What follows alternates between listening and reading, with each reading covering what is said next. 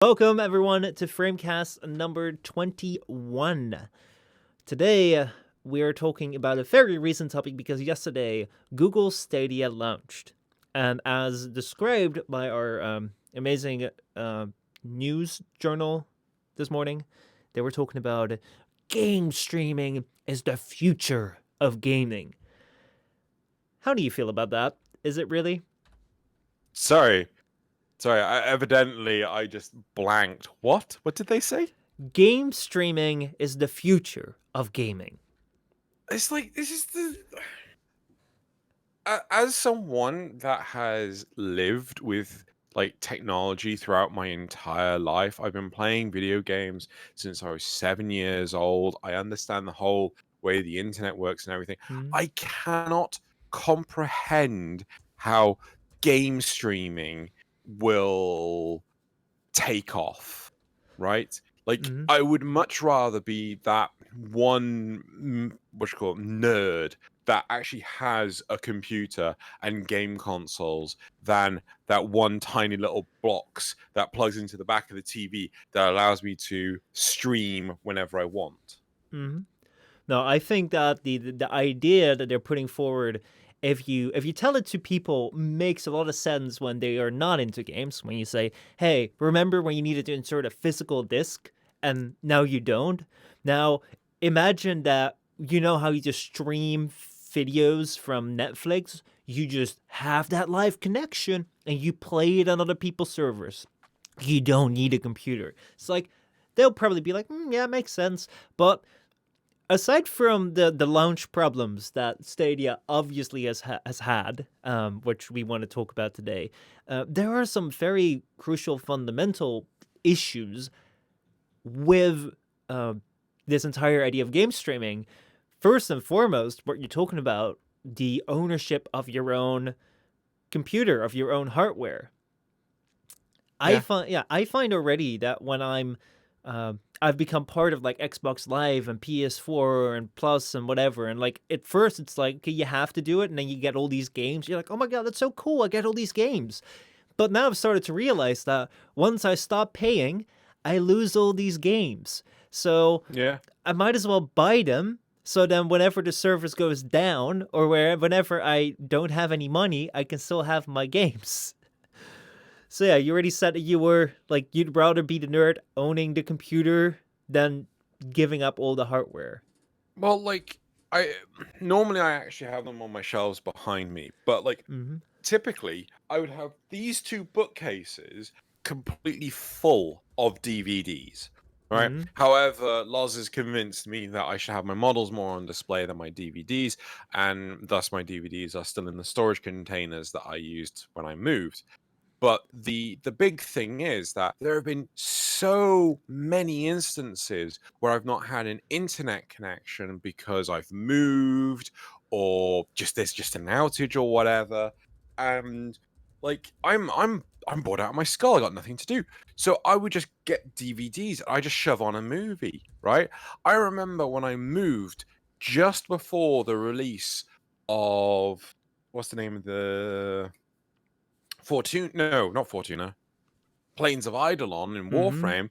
I had I didn't have the internet for like 2+ weeks. I ended up spending nearly the entire time playing the crap out of Dead Cells. I love that game. I think that game is phenomenal, and it's got so much replay value. And that was only because I was not online. Funny story, and then what you call? Mhm. We'll go back to Stadia.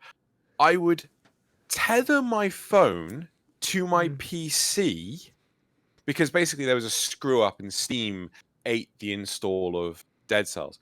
I tethered my phone to my PC and then downloaded the entirety of Dead Cells via my phone, Mhm. right? Which took over 3 gig of data. And as Damn. a result, I could no longer use my mobile data for the remainder of that month just so I could play Dead Cells. So I just had something to do for 2 weeks. Yeah, dude, like that.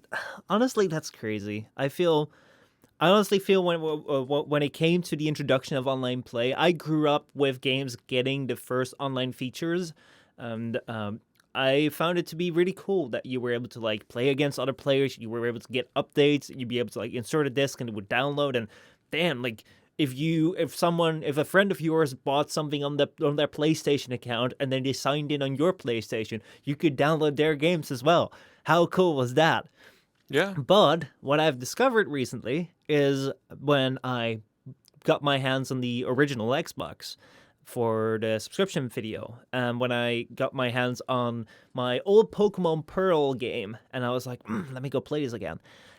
Online doesn't last. It's really crappy at lasting. So what you find with Xbox Live on the original Xbox is gone. So any game that was supporting of online features, that doesn't work anymore. You can't go online. And then secondly, when you go to like a Nintendo Wii or a DS, where millions of people have these things, games like Mario Kart or Pokemon Pearl, which have online trading, or have like Pokemon Pearl has got Pokemon that are locked behind evolutions when you trade them with people, and the only way to trade them is via using the Nintendo Wi-Fi connection, which has been disabled.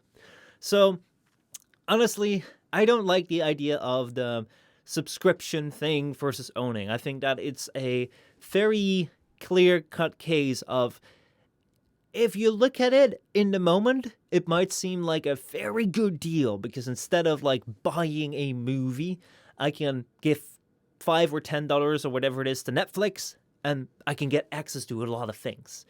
But in the long run, you're probably going to be either more expensive of or maybe not. But at the end of the day, you won't own anything. So I don't think that there is much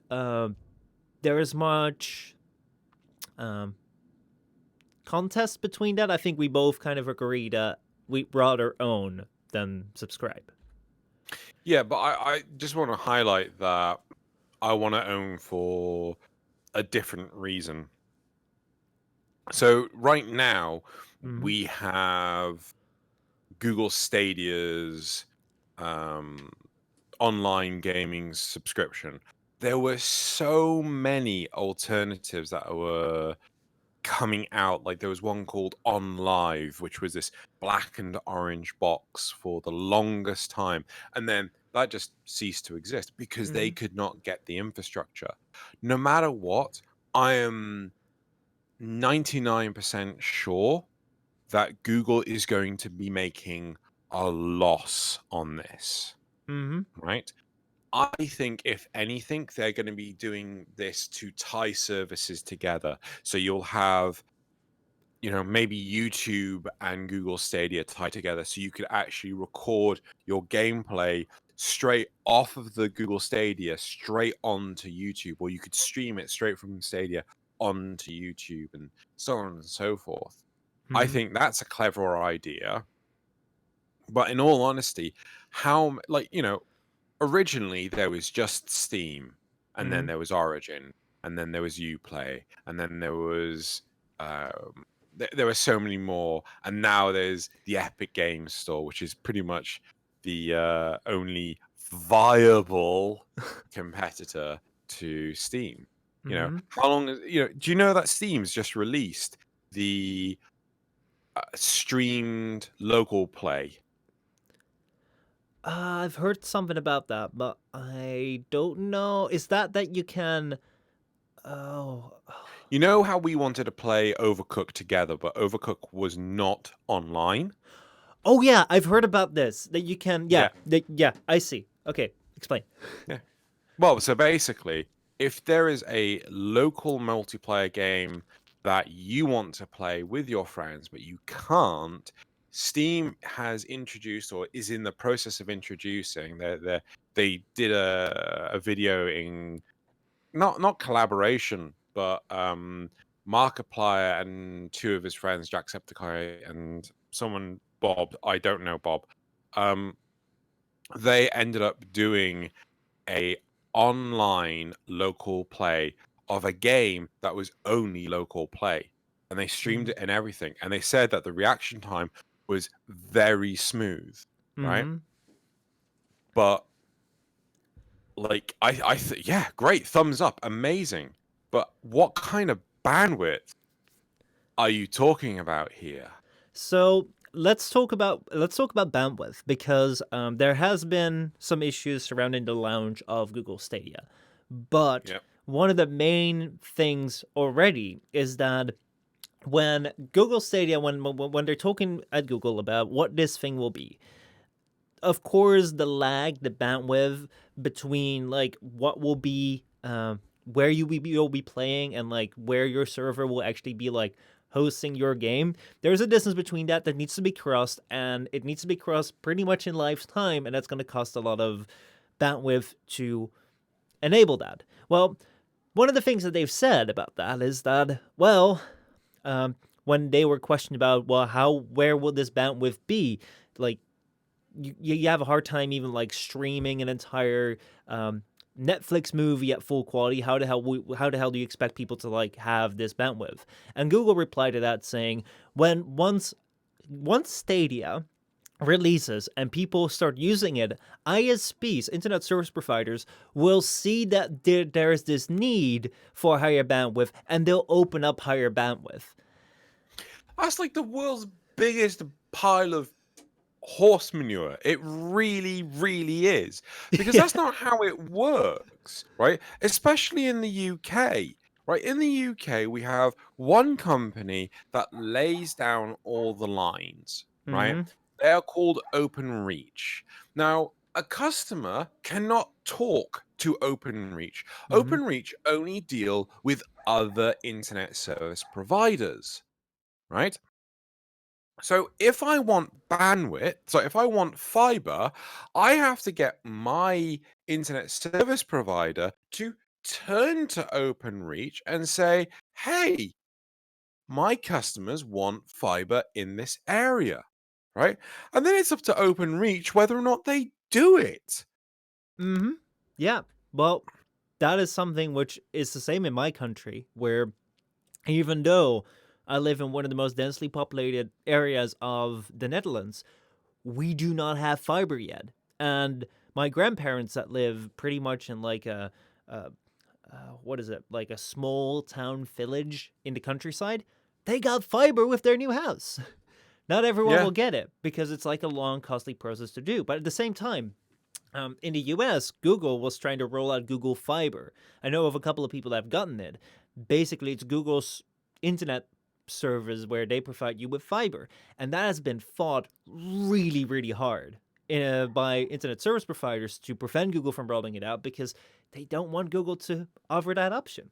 So at first, that I find that a little bit naive. But let's go take a look at some of the problems because not everything um okay. Because not everything has been going really smoothly on day one. Google Stadia launched this Monday, yesterday, and on day one, so from the launch, they've already disabled the support for 4K HDR 5.1 surround sound on the PC on PC Chrome. So they say on day one, PC Chrome gameplay won't support 4K HDR or 5.1 surround sound. Those features will be added in 2020 for PC gamers.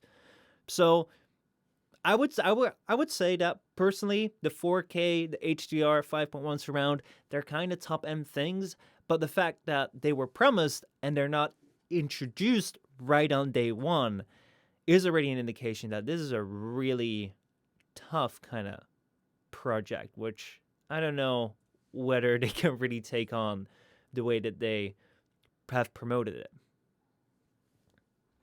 Yeah. Yeah, no, I completely agree with this. And I think one of the biggest I know where they're coming from. I don't know why they think that a platform like, okay, I want to do a poll, right? Mm-hmm. I want to do a poll right now. I want to ask our audience, do you have any interest in Google Stadia for the foreseeable future? Now, I'm not talking about a year's time from now or 5 years' time from now, because we don't honestly know. They might turn around and get some amazing exclusive. I'm talking about right now. Do you have any interest in getting Google Stadia? Right? Because I sure as hell don't. I don't have the bandwidth for it. right? Mm-hmm. You know, I moved to the city center and I'm stuck on ADSL 2, right? Mm-hmm. So I'm gonna No, good I, job putting the maybe. I'm quite interested to see as well how people will react. Do you know that we have a lot of people that are very avid about gaming, I would assume.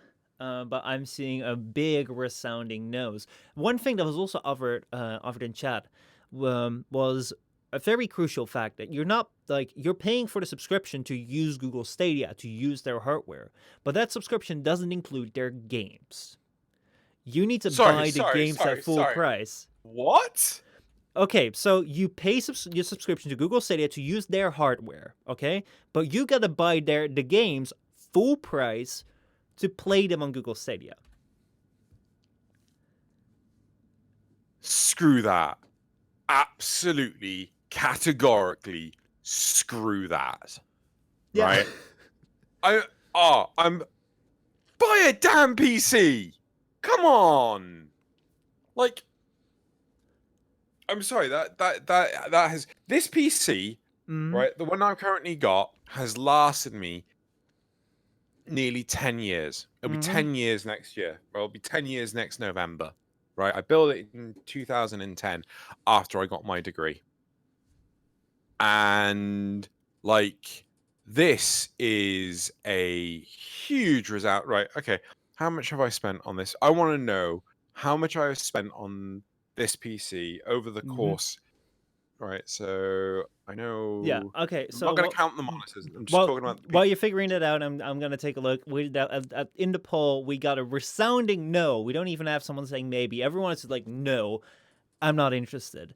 And Mika asks, what's the advantage of having it then? It's really stupid. Just get a PC, console, or anything else that's more reliable. The idea behind it is that if you are not avid about gaming, or even if you are, if you want to have a good machine, you're going to have to pay out at least between the $300 to the $1,000 mark, they would say, if you want to have a good experience for a great console or a great gaming machine.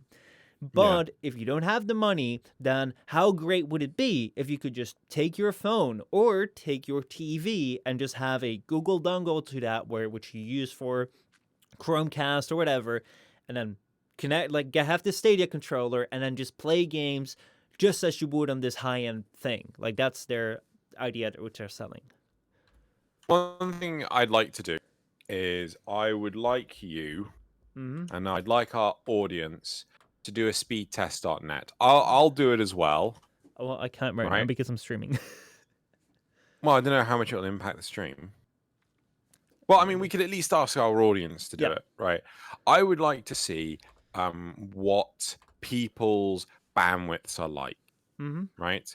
So simply, I'm going to run it right now. So I might turn to garbage. I apologize for a Yeah. sheer moment, I'll run it. right? So I'll run mine on the second computer.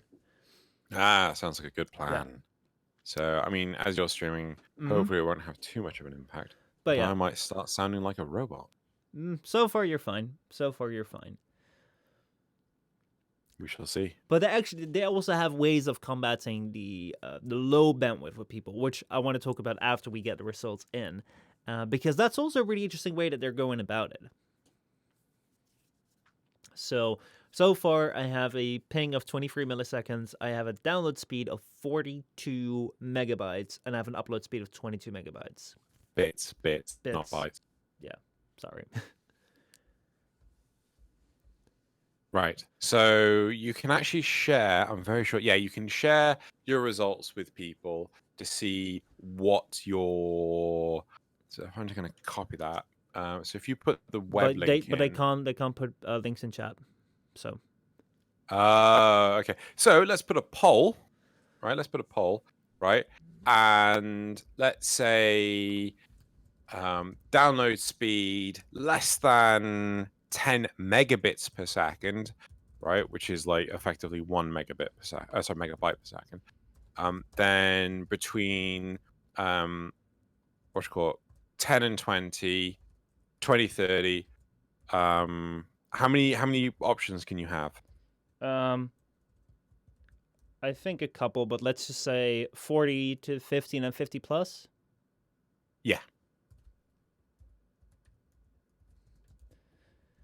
because we So don't want I'd that. very much like to see what people get in terms of bandwidth, because like I know I can't watch 4K videos from YouTube. I just my Hmm. bandwidth cannot support it, right?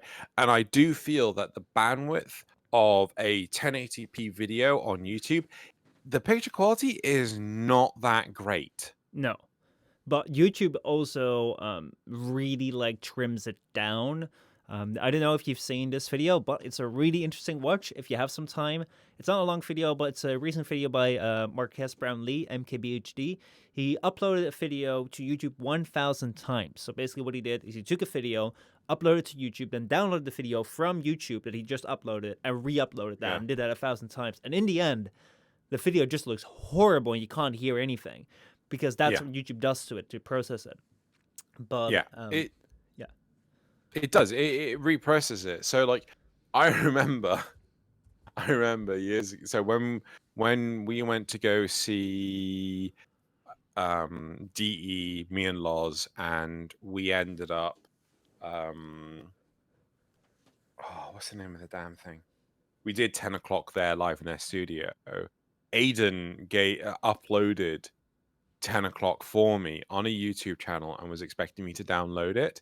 And the picture, it's like the quality was absolutely horrific, Mhm. right? And I said, like, this is my Cephalon Tribe was asking for the Yeah, creator it's that in did there. it. Yeah. But it was absolutely terrible. He said. So like I downloaded it and the quality was nowhere near as good, and I can't upload this, man. So I gave him my Dropbox details so he could upload it straight to Dropbox. Mhm. And apparently it took hours to do because it was like 15 gig. And I'm like, yeah, that's how big an episode of 10 o'clock is. Mhm. It's like 13 to 15 gig. Well, as far as we can see right here in our poll, the people that are watching us live right now on stream, they have pretty high bandwidth. There's a lot of folks who are in the 50 megabytes per second plus region, which Well, we've only had 4 votes. we've had 4 folds, but so far, and like I'm kind of not surprised because I would assume if the people that are watching us right now are most likely they are more invested in games and gaming and having cool hardware and just like the amazingness of like getting things a little bit better than like maybe your average consumer. But still, one of the problems that aside from bandwidth, um, Google is facing with this service is the issue of input lag. So the idea is that like if you're buying like a Bluetooth keyboard and mouse for your PC if you want to game on it, that was a long time that was a no-go. Because if you were to move your mouse, that would be a couple of milliseconds or seconds even with the earliest models where you would just like, you move, a couple seconds later your mouse would move and you couldn't game on that. Now when your server is all the way wherever and you are playing on your couch, how long will that be? Well, Google's solution to this was to, or is to, it still is, to have a algorithm, an AI, judge on what your proposed next action might be so that they know what you're going to do before you're going to do it so that they can already so they can eliminate input lag because they've already predicted what you're going to do in the game. How do you feel about that, Drew? AI predicting what your moves will be to minimize input lag.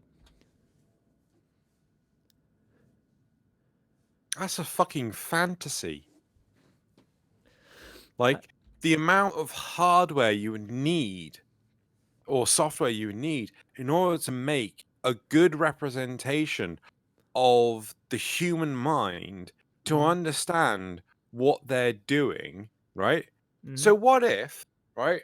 Like, okay, yeah, this is really broad spectrum. We're comparing something to like taking cover against bullet jumping over a hurdle to go wail on the enemy, right? Let's just go with I'm going to move left or I'm going to Mm-hmm. move forward, right? That's the level of input we're going to put in, right? Like, I'm sorry, that is just fancy bullshit sales bollocks. It's not going to happen. Their idea is that like if you were to play a game like Call of Duty and you were to like shoot people, like input lag can cause you to like shoot right past the target because you were too late.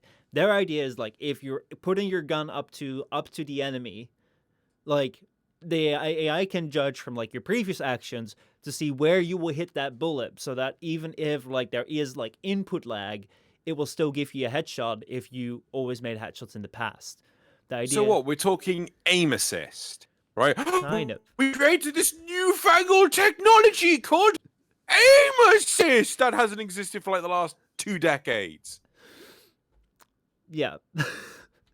I think it comes very close to the idea of um, games playing themselves for you. But yeah, so It's just like it is complete and utter bullshit salesman talk to convince you whether like there's a brilliant YouTube video. I'm gonna see if I can quickly find it. It's called Mar.io, and it's a neural net understanding of which one did I watch? It was this one. Right. It was a neural net understanding of how Mario would complete a level.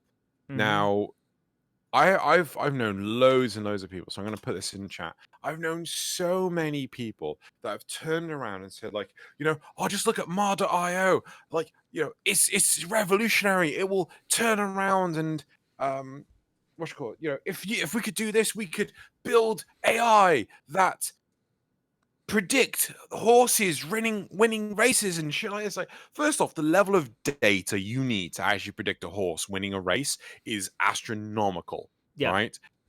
You do not have access to all that information unless people start giving it to you on the sly, right? Second, here's a big thing that Mar.io never worked out how to do: move left. It never works it out, right? This is a huge fundamental thing, right? That, we learn from going outside of the box. Mm-hmm. But with Mar.io, it firmly found the box. It found the edges of the box. It traced its hand around the edge of the box. There you go. That's how I live, right? Not realizing that there's so much more space on the outside of this box, and that in fact there's another box, and then there's another box. But Mm-hmm. no, and this is like, I fucking get triggered on this AI. Yeah. Like the number of people that are like, Skynet's gonna kill us all. Why? Why is Skynet going to kill us all? It's like, because humans are the problem. Why are humans the problem? It's like, because we will kill each other. So we'll build an AI to kill ourselves, right? Okay. So why don't we not do that? What do you mean? It's like, well, we just don't build an AI. Like, when we program a calculator, we don't program it to say, right, when I want 2 plus 2, I want you to tell me the wrong answer. Mm-hmm. I want you to tell me the right answer. Yeah? When we build the Stalker in Warframe, we don't build it to say, right, when I kill you, you actually kill me instead, right? No, we don't like that. We're not going to build an AI that has access to all our nuclear warheads to then say, we don't want you to fire them at us, but we secretly do. I am not very skilled on the back end of things, so I would assume that you would have certain parameters installed where it's like a thing can't do this. If you're coding the AI, if you're scripting it, it cannot do certain things. Likewise, using nuclear weapons, or if it could, using nuclear weapons against humans. I do feel that there are significant challenges that we were coming to face with AI. As an example, if we're looking at, and I don't want to dive deep into this discussion because we've talked about it a couple of FrameCasts already, but if we're looking at YouTube, it's a system. The entire YouTube ecosystem is living around this algorithm where YouTube creators are chasing the algorithm. YouTube decides to use the algorithm to kick people off, to throw in copyright claims, to manage the entire platform because no human could manage it.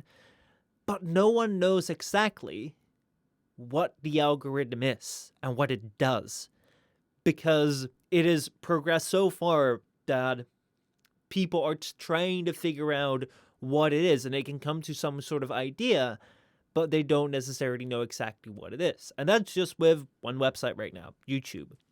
And when we look at how with the internet and the access of information that we have and the possibility, the really big threat of echo chambers and tactical placement of things. Last week we talked about that people always click the very first link in their Google searches.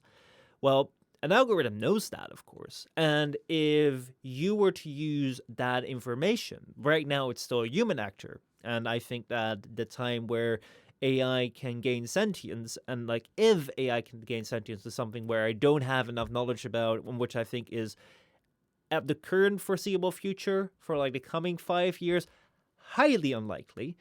I do think that with the knowledge that a human actor can have throughout the use of the of current existing algorithms and their vast amounts of information that they can process, there are some really interesting things that can be done, which are which can have greater effects than without AI.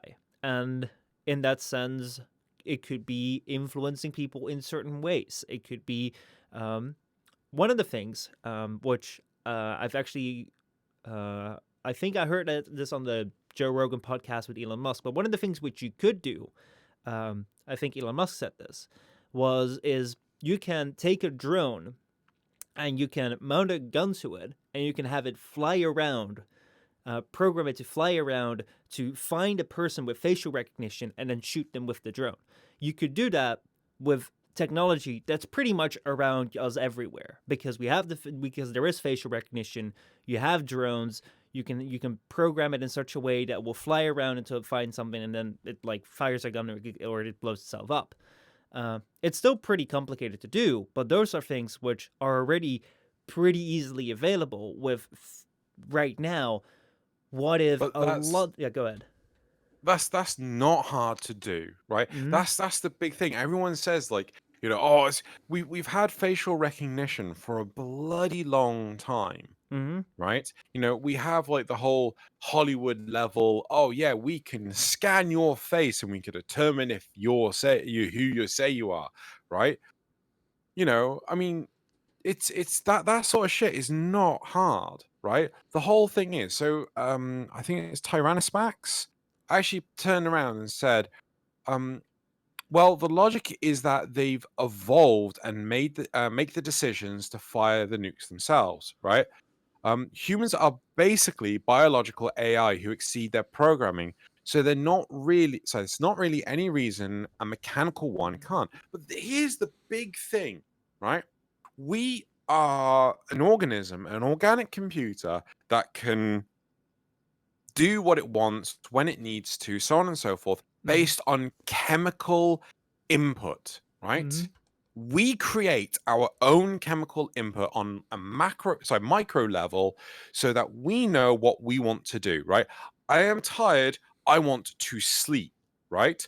I Mm-hmm. could decide to just keep going, right? Mm-hmm. But no, I'm tired, I am going to sleep, right? Mm-hmm. That is a choice I can make. But with a computer, that we have no concept of how to artificially create want and desire, right? You know, all a computer does is react to the input we give it, Mm-hmm. right? It has no understanding of self-sufficiency, self-reliance, or anything like this. Like, basically, we'd have to create fucking Ultron, right? And that is not a small undertaking. No, I think a part of it, which I see a lot also in the comment of humans are basically biological AI. Um, I think that the idea of computers having this will of their own, or even like the idea that we can create the same idea of intelligence which we have is a result of people um, uh, humanizing objects. So, as an example, let me take out my phone, which is a tiny computer in and of itself. And the way that we humanize this thing is like if you've ever been on your phone and it's not loading a video and it's not like loading the page, you might get angry at it. If you're waiting for a very important call and the call comes and it's like a Discord call and you're trying to get it and then the network is like, nope, not gonna work. Nope, I'm not gonna connect. You can get angry at it because why the hell would the bloody thing not work? But this is the thing. You're not interacting with the phone. You're interacting with the software that's been put on top of the phone. You're interacting with only this display. If you were to take this phone apart, like it's really interesting.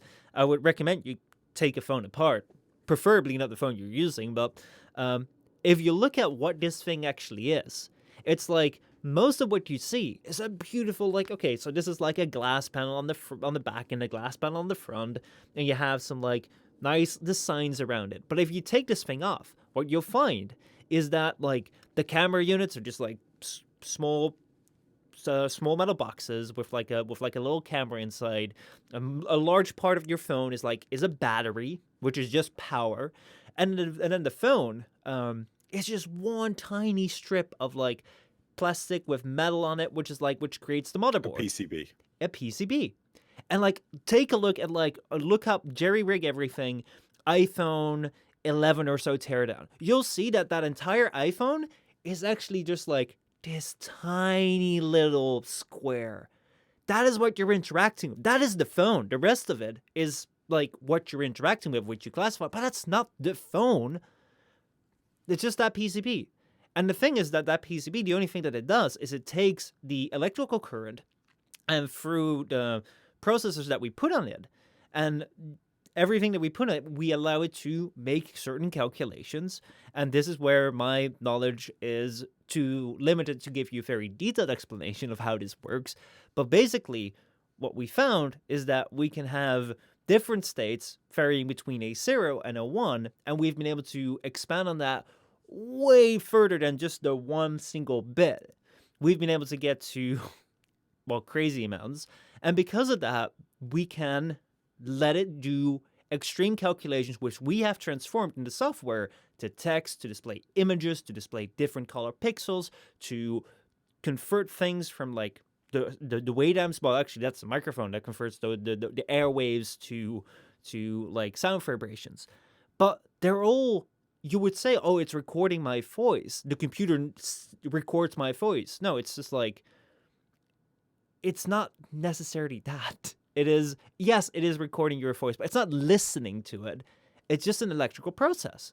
So the AI is not as human as many people think. It is not a human like you.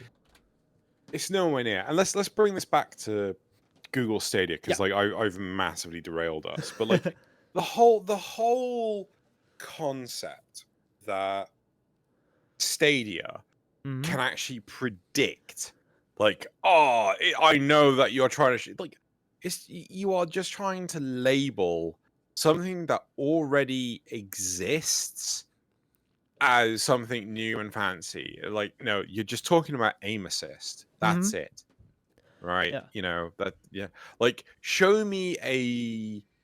Oh crap! I never get these right. You know, anyone that's able to say, like, please do. But like the fighting, is it a fighting game or a beat 'em up? It's a fighting game, isn't it? Where you've got like, you know, Tekken, Street Fighter. Those are fighting games, aren't they? Yeah. Yeah. Show me a fighting game on Stadia without input lag. Then I'd be impressed. Well, let's go take a look at actually like the lineup on Google Stadia, and let's see what it is, and maybe whether it might entice you to it. Like, I don't want this to be a giant shitfest on Stadia, even though like it seems to deserve it very, very well. But like, I think that it would be the integrity of this podcast. It would be below that if we were just to like only look at if we weren't to try and look at the positive side of this. So the lineup that launches that has launched actually yesterday was initially going to be Assassin's Creed Odyssey, Destiny 2, the collection, Guild, which is their only platform exclusive new title, Just Dance 2020, Kine, Mortal Kombat 11, Rise of the Tomb Raider, Red Dead Redemption 2, Samurai Showdown, Shadow of the Tomb Raider, Thumper, and Tomb Raider 2013. Wait, where did you get this? It's the second link which I've put in our Discord. Um, It's the Engages one. There were other games added like Attack on Titan: The Final Battle, Farming Simulator 2019, Final Fantasy 15, Football Manager 2020, Grid 2019, Metro Exodus, NBA 2K20, Rage 2, Trials Rising, and Wolfenstein Young Blood. Pretty much all these titles have already been out for a while on many platforms. Link, or do you mean the third? Um, It's the third one because I was counting the Gymquisition one. yeah. So it's, as Nvidia says, Stadia doesn't have much of a lineup, which I'm trying my best. It's pathetic. It is. I'm trying my best to figure out what like how I could play devil's advocate on this. But I don't know. I really don't. It's like it's a really right now there's only 22 games available at this moment. It's 22 games. No, at this. Oh yes, sorry. The second lot came out today. Hmm.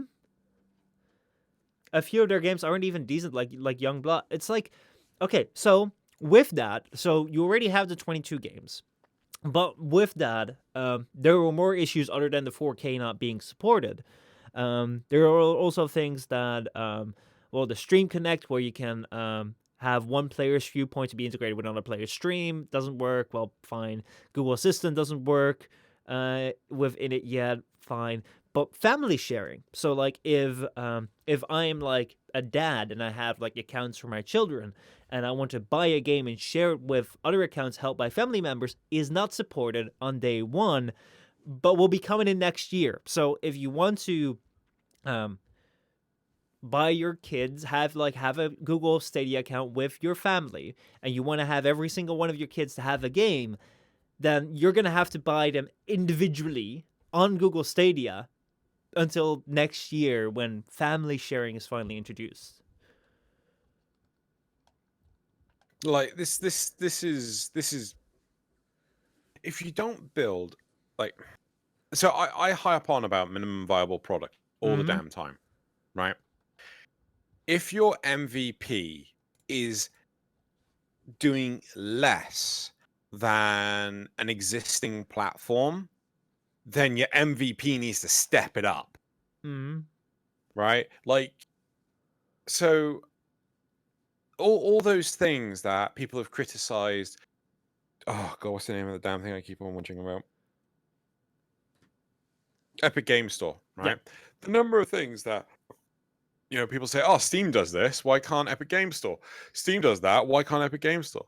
And I remember, oh god, I can't remember his name. The guy that does Gearbox, whatever. Randy Pitchford? That's the one, right? He turned around and said, oh yeah, don't worry, those features will come out by the time Borderlands 3 comes out. Yeah, no, not a single one came out. Not a single one of those features that people complained about actually made it into the Epic Game Store before. And like the number of things that I think like refunding wasn't available and things like that. And like, Steam, yeah, it took Steam years to get it in there, but they bloody well did it. And that was off the back of the shit show that was Arkham Knight, right? Well, let me try and play devil's advocate for the Epic Game Store, because I am personally not a great fan, because there are some very, very simple mechanics and very simple features which are completely lacking. And like, if they have the money to buy all those games and make them exclusive on PC, which I'm pretty much against, but anyway, then they could also add a shopping cart. How the hell can you not do that when you have so much money? But anyway, aside from that, what the Epic Games Store offers is interesting in the sense of they do have free games every week. Every week or every 2 weeks, there are 2 games which are free. And they may not be your most favorite games every week or every time, but you don't have to be subscribed to the Epic Games Store. Just having an account on it, you can get these games for free. And it amounts to a lot. And it's like the idea of creating competition for Steam, even if it isn't with the reasons that they're proposing, is something which can be good for the market. Even if it isn't their intention to have Steam cut like the percentage take that they take from like sales, even if that isn't their intent, and their intent is actually just to like gain market share, and which is probably what they're doing, and like get all these games over on the Epic Games Store. It's like, fine. Aside from that, what you are creating is a storefront on the PC where I, as a PC player, can go to and at least get 2 free games every 1 or 2 weeks, and maybe find a game which I could have also found on Steam, but for a cheaper price because you did a discount. It's like, I'm not saying that I'm in favor of it, but I can see it being a thing, and I can see people arguing for it. I don't see that with Google Stadia. As much as I try, I don't know I don't see anything that this thing has to offer right now. I think this is part of the problem. So Google Stadia is going to start here, and then at some point in time, when they actually make a robust service, if they make a robust service, because taking into consideration, Google loves to just drop things. Google they, Plus, oh God, Google well, I'm fine with Glass. that gone. I'm fine with that gone. But There's anyway, this website where it's like things that Google killed. yeah. So, and say they brought out a game. Let's what's a game that's coming out in the not too distant future that's Cyberpunk. like there? Yes, brilliant, right? What if Google Stadia had Cyberpunk exclusive for PC? That Right? would be a hard thing because, like, on the one hand, people would want to get it, but we're not talking about another launcher. We're not even talking about another system. We're talking Yeah. about an entirely different thing. It's like even hardcore enthusiasts will switch to the Epic Game Store because it's just another launcher to Yeah. download, and it will be the same performance. Yeah. They might switch to console because even if they're super hardcore about it, it might be like, this console is not worthy. But you know what? I'll play it. Google Stadia? Right. So what if, right?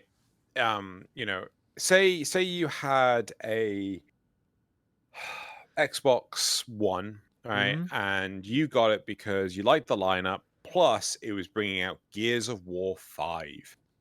Oh, but you wanted to play Spider-Man. Well, in order to play Spider-Man, you need a PlayStation 4, right? Oh, you want to play Cyberpunk 2077? You need a Google Stadia.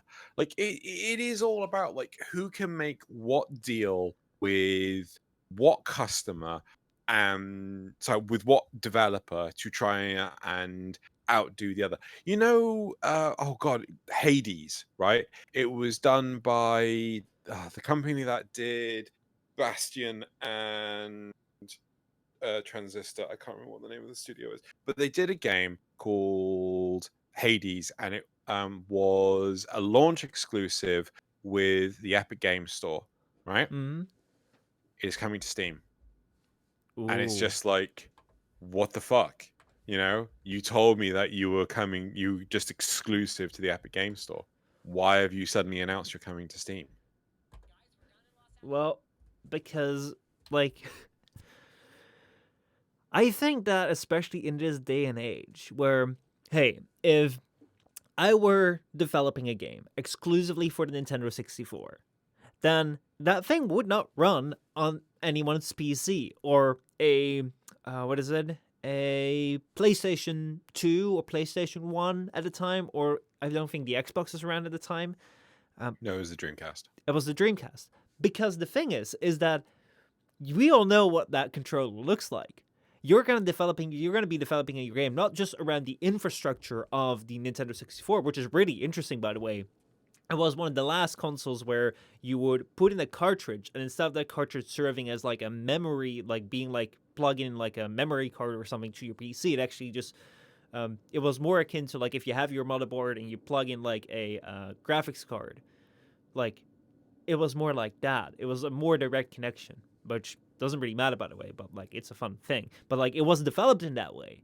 And at the same time, it was developed for that controller. It's like that controller wasn't on the PlayStation controller or on the Dreamcast or on your PC. It's like it's really hard to port those things over if you'd want to. However, now if you look at PlayStation, Xbox, they're both supporting keyboard and mouse for a ton of games because practically they're computers. They're just computers which are limited in what you can use, and they have this handy-dandy functionality where if you pick up a controller, you press a button, they turn on, and people buy them because they can go online with you. But they're just computers, so like every infrastructure is pretty much the same right now. So a game that can run on the PlayStation can also run on the Xbox, can also run on the PC if it wasn't for people trying to like keep things exclusive to their platform. The Switch is a little bit different because it's an entirely different system.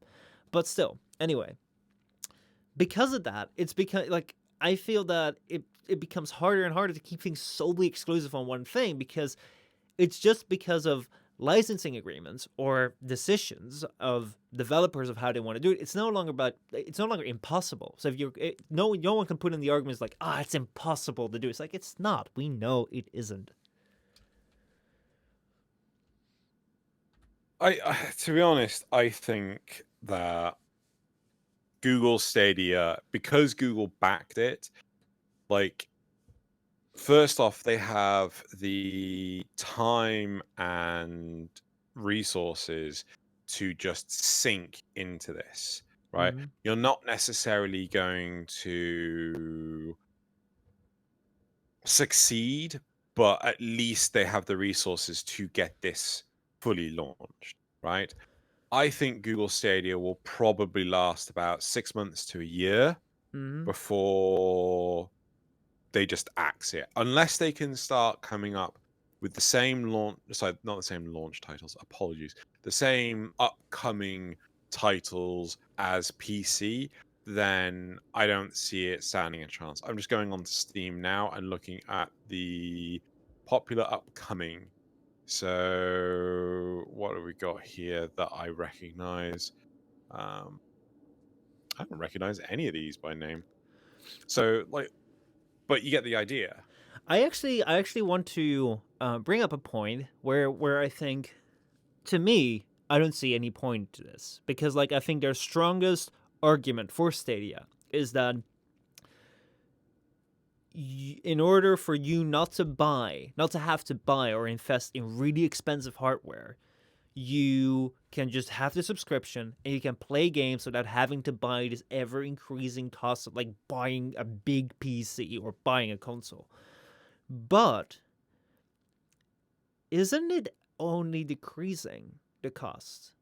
Because I know that we are amping up in generations in the amount of processing power and the amount of like computing power that we have in our consoles, in our computers, in our mobile devices.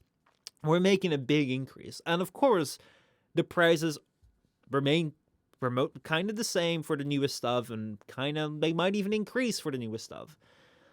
But the things that something which might be a mid-tier right now or a second-hand right now compared to a mid-tier or second-hand from like 10 years ago around the same price range, what that can do right now is so much more than what it could do 10 years ago. And at the same time, you might argue that, okay, well, the games that are coming out now are terabytes big, they require intense graphics, they require top of the line, you cannot run them on like a 10-year-old system. It's completely incomparable because it will always be an arms race between what the system is capable of and what the game demands. But I don't feel that the demand from games has been increasing as much as the capabilities of our computing power. Of course, you can push things up to like 4K, 8K, and an insane FPS. But I feel that about 5 to 10 years ago, there was this insane curve into increase of graphics quality and the increase of functionality between games. If you look at games from like a GameCube era or even like a Nintendo Wii era, like they look way different than games that were coming up on a PlayStation 3 or and then well now the PlayStation 4. But if you look between a PlayStation 3 and a PlayStation 4, and if you look at what has changed over the past 5 years, of course games have gotten better, but I don't think that their improvements and their demands have had the same steep curve as they had before. So I don't. So I would rather foresee that in order to run your games, you're gonna need a less expensive computer or system in the future. Which means that at what point is is Google Stadia still a financially viable option, given that you're just paying a service and you're not getting anything back. Whereas if you buy a computer, you own that thing. So I'm looking at what Gridark is talking about in chat. He's talking about this xCloud, right, as an alternative to Google Stadia. And in all honesty, first off, I didn't realize Stadia had an initial $130 upfront cost. Right? That's, I thought I was having to pay $10 a month plus buy the games. I didn't really have to buy $130 on top of that. Like that's mental. But this whole xCloud thing, it just again, unless I'm playing from something like my PC or my like an Xbox itself, I question the validity of these online streaming gaming platforms.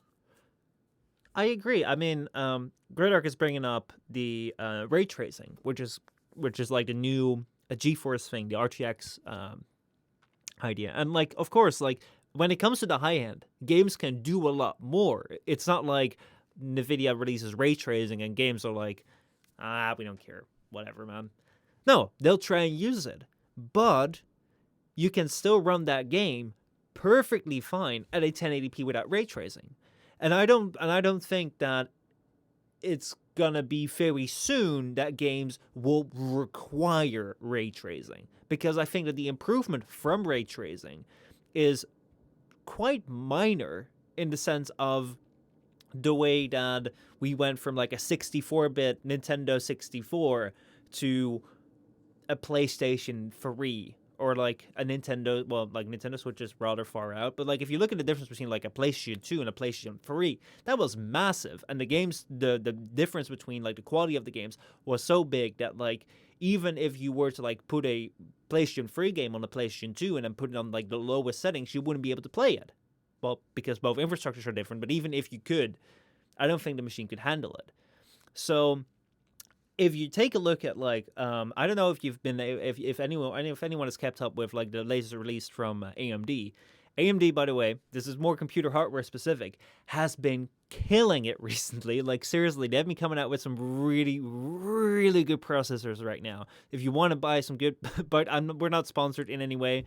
This is not me endorsing it for an ad or something. But if you're looking for a budget, good value system, take a look at AMD. They recently released the Ryzen 9 3950X, which is like their around $1,000 processor, or no, I think 750, between 750 and 1,000. But it's pretty much going head to head or beating the Intel i9, and for a way cheaper price. And it's like, I don't know how much. Are you sure? Are you sure those numbers are correct? Because like there is no way in hell I would spend $1,000 on a processor. Let me see. Like, Let me see what the price is. if it is genuinely $1,000, I'm just like they can keep their $1,000 processor. I'll buy whatever a £100 processor can get me. Let me Or find 150 or what it is. But this is the highest end. And Yeah, their Ryzen 5 right now is like a really good mid tier build. Oh yeah, it's right. $750. I already thought like I was like I think it's 750. Yeah, But it could be higher. But yeah, it's 750. It's like it's insanely much, and like most people will not be using that yeah. in their builds. But I built a really great system for my brother with like a Ryzen 5 and a I think it was an AMD card, and it's like it's way cheaper than my system which I built a couple years earlier, but it's so much faster. And that means that like even like if the high end gets better, that also means that the mid tiers get better too. And I feel that if we're looking at playing current gen games, if we're looking at playing the games which Google Stadia wants you to play, because think about the bandwidth. If you want to be ray tracing 4K HDR surround 5.1, you're not going to be if you can't afford the system to play that, most likely you will not have the bandwidth. So I think that most people are looking for just being able to play a game, like a game of Fortnite, a game of Call of Duty, a game of whatever, in a acceptable way. Most people that I think Google is advertising to, or anyone would advertise to, because this is the most of the general population that's trying to like play games, they're not focused on getting the highest FPS, and they're not focused on having all the features enabled. They just want a smooth running game. And I think that we're actually getting to a point where that's becoming more and more and more affordable. I think one of the big things is, so first off, I think Stadium missed a beat. I think they missed something massively. I think that this should have been a cheap alternative for console exclusive titles, right? Mm-hmm. So, imagine this platform where you could stream playing Spider-Man, right? That instantly gets my interest. I don't want to buy a PlayStation 4 just for Spider-Man, right? What if you could stream play Gears of War 5, assuming Gears of War 5 is not on PC, right? Assuming it's Xbox One exclusive. What if you could play Pokemon Sword and Shield or any Nintendo game, because they're all exclusive to Nintendo, right? Well, most of them. But what if it's the exclusives they targeted, Mm-hmm. right? The problem is that they are releasing titles that anyone and everyone has access to. No. Most games these days will run on potatoes, right? Warframe runs on hell. As I said, my PC, 10 years old, will happily play Warframe, right? Mm-hmm. And Warframe is not a bad looking game. No. Yeah. So I do want to jump in real quickly and say that's exactly the point I was trying to make. I know that Mm. Gridark said it's the other way around. Like people can't afford the bandwidth, but they can't afford an upfront cost of thousands. I'm trying to say that the upfront cost of being able to play a decent game is going down. I feel, because like Yeah. your PC of 10 years old can play Warframe running perfectly fine. Like it's not the Yeah. highest setting, but it looks good. And like you can Actually, probably is the highest setting. it is. That is Yeah. insane. But it's Yeah. like It's the highest. The only thing it's not is 4K, yeah, right? but who cares? It's like Yeah. sure, people can care. But like if you just want a good playing game, I think that if you had a PC, let's say that you bought a PC 10 years prior to when you bought your PC, Yeah. it's like, would you be able to play a game that was? I think Warframe is on par with most other games in the way that it's looking.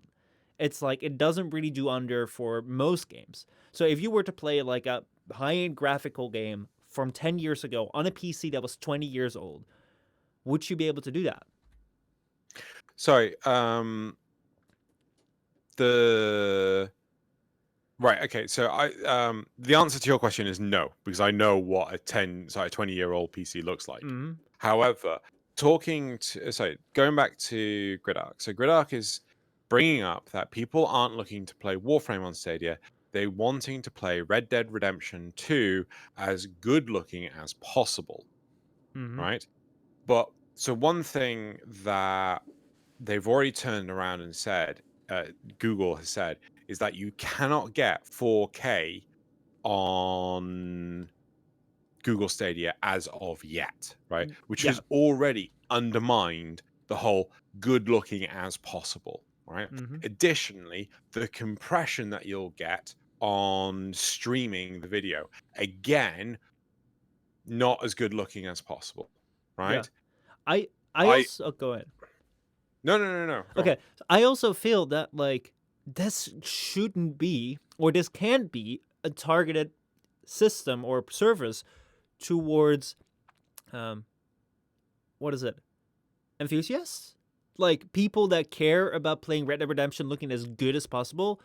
Most people that care about getting Red Dead Redemption 2 to look as good as possible, to really see the bolus of the horse shrink and get bigger based on temperature, those are enthusiasts. Like the reason that people bought Wii's en masse, the reason that people are buying Switches pretty en masse, isn't because they're trying to play a game at 4K. It's because they just want to play a game. That's what they want to do. And it's like that's what most things are targeted at.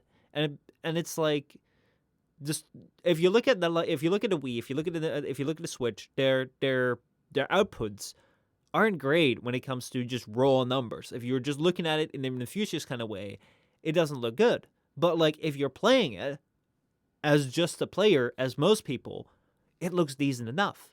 And I think that Stadia can never replace the PC for an enthusiast, or a console for an enthusiast, because they will always have the advantage of having the system right there. They always have the advantage of actually owning the system, because that's what they enjoy to do. They want to have the thing. I feel that Stadia should actually target the general consumer market that just wants to play the game. And for them, they don't care about making that 4K.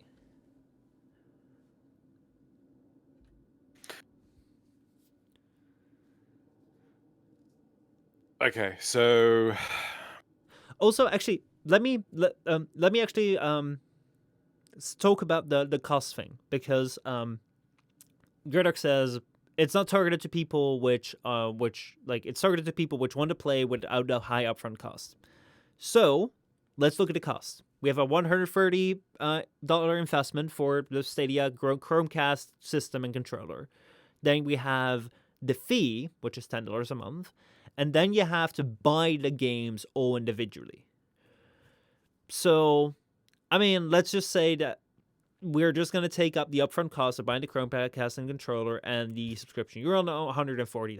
You can't really buy a system of that money, can you? Secondhand.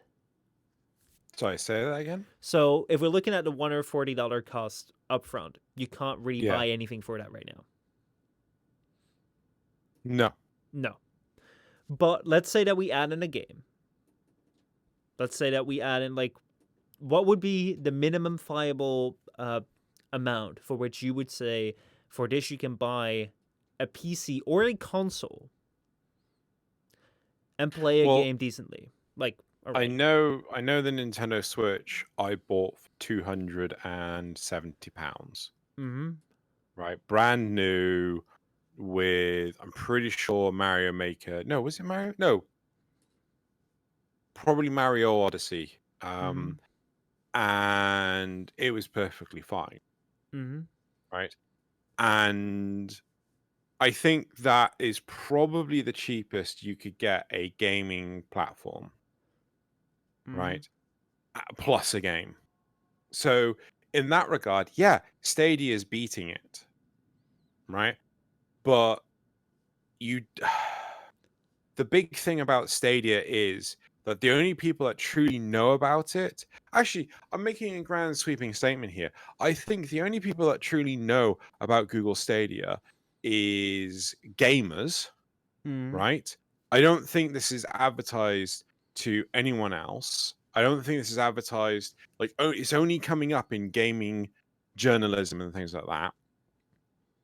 And if gamers know about it, I genuinely just do not think, as our first poll this stream indicated, no gamers are going to be interested in actually getting the Stadia. Mm-hmm. No, I don't think so either. Yeah. Yeah. It's. I think the idea of the streaming services of a Netflix, of a Stadia, of the subscription model that consoles are holding to right now, and they're holding in high regard.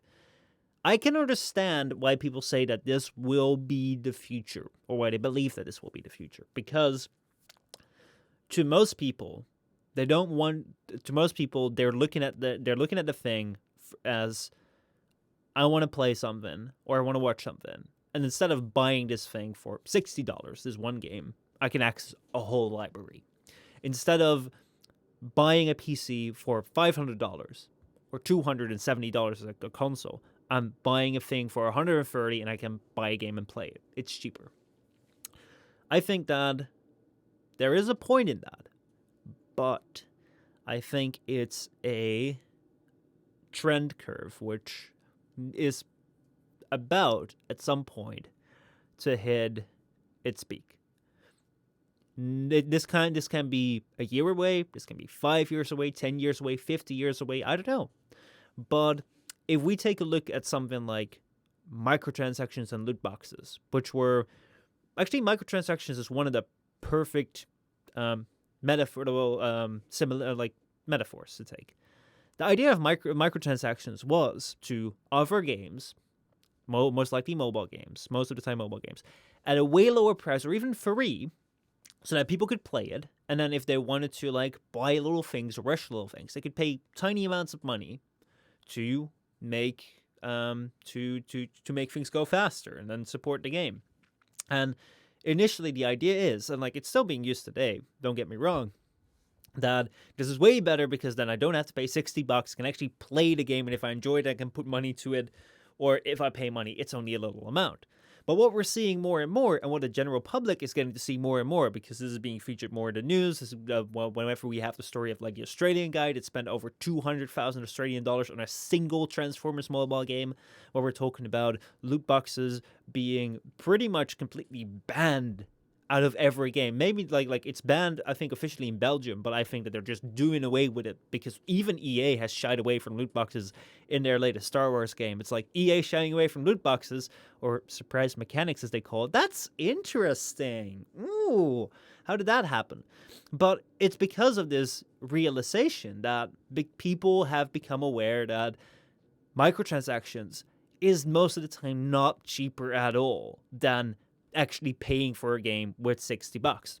I think that the understanding, which I feel I have a little bit, and like I feel is being shared within some enthusiast spaces, of actually like having a game where you pay $60 for, and the game's goal is just to give you a good, fun, enjoyable experience, and it's not their goal to have you play for as long as possible because it's their online service and they want you to pay microtransactions.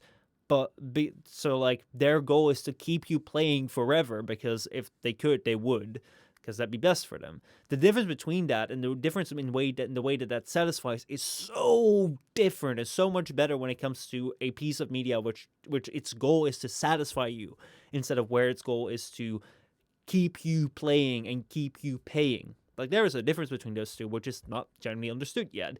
But I think that those things will, especially when it comes around to systems like the PlayStation 3, when it comes around to systems like the PlayStation 4, Xbox One, right now, because every single console platform has this subscription service and this online service. Once people get to find out that, hey, these things don't last forever, they're going to be shut down at once, and then all the money which you invested in that subscription thing, you won't see anything for it, like, that's going to be a really compelling case against it.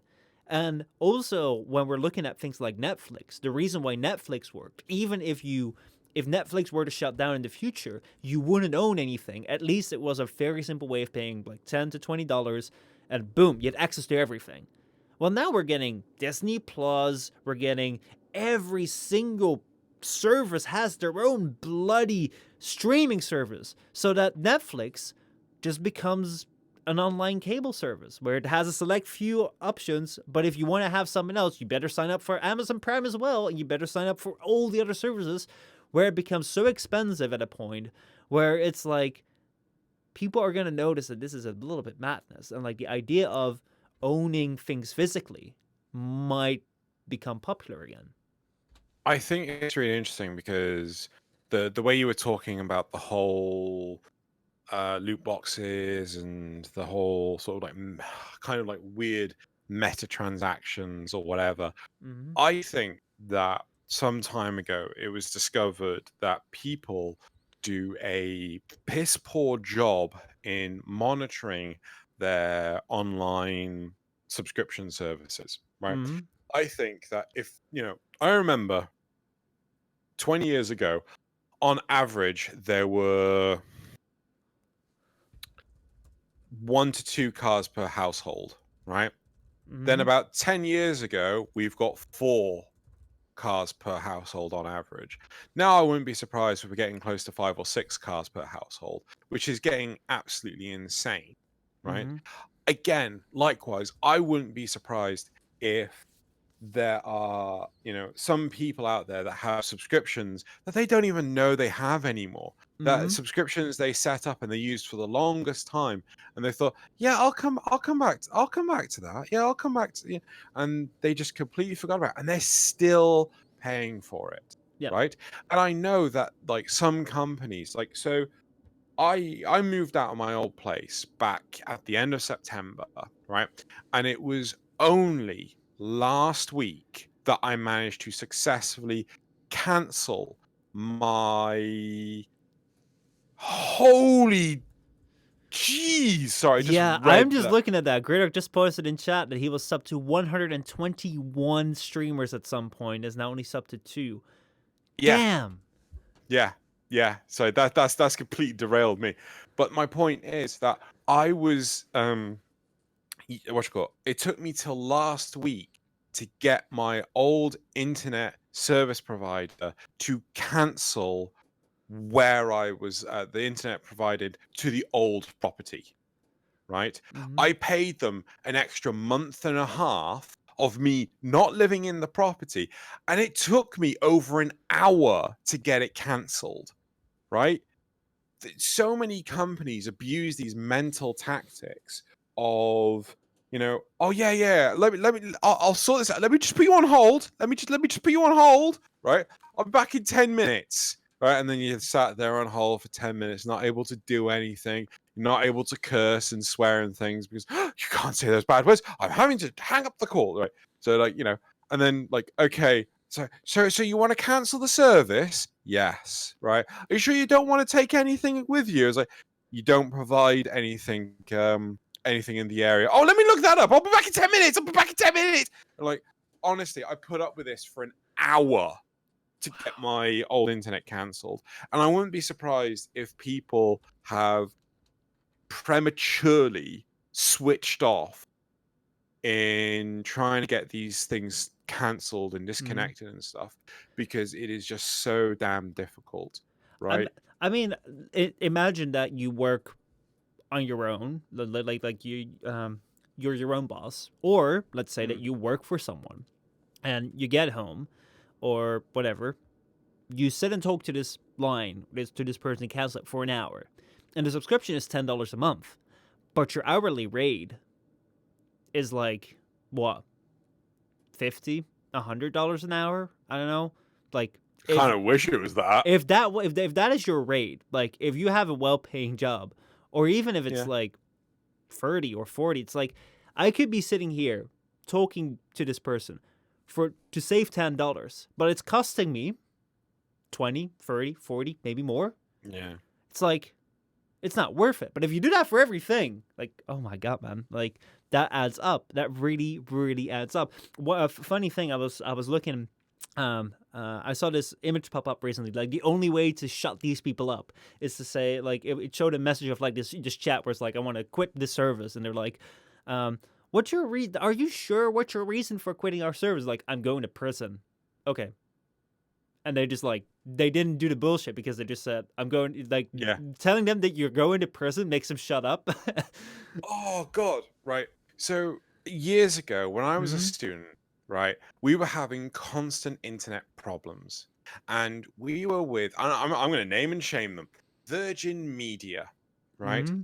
I was in the student area for Virgin Media, and the place was oversaturated because this is like in the era of torrenting when Hmm. everyone and their dog was torrenting more stuff than the sun, and they didn't cap their uploads. They were just like, flooding their up, and honestly the internet was completely unusable. I called them up, and eventually I worked out a tactic to talk to their UK based technical support team Hmm.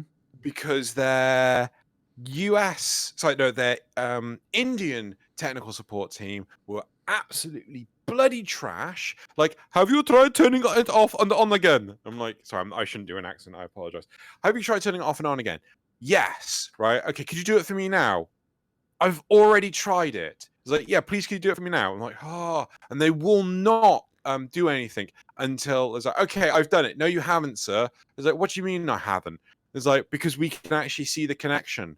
So if you can see the connection, diagnose it and tell me what's wrong with it. Hmm. Anyway, in the end, I got so fed up. I called them up and was like, right, I want to cancel my contract. And they were like, oh God, what did they say? They said, let me transfer you to an operator. They put me through to a UK operator. Hmm. They told me that was going to cost £500, right, to Jesus. cancel. Yeah, £500 to cancel early. I thought that's insane.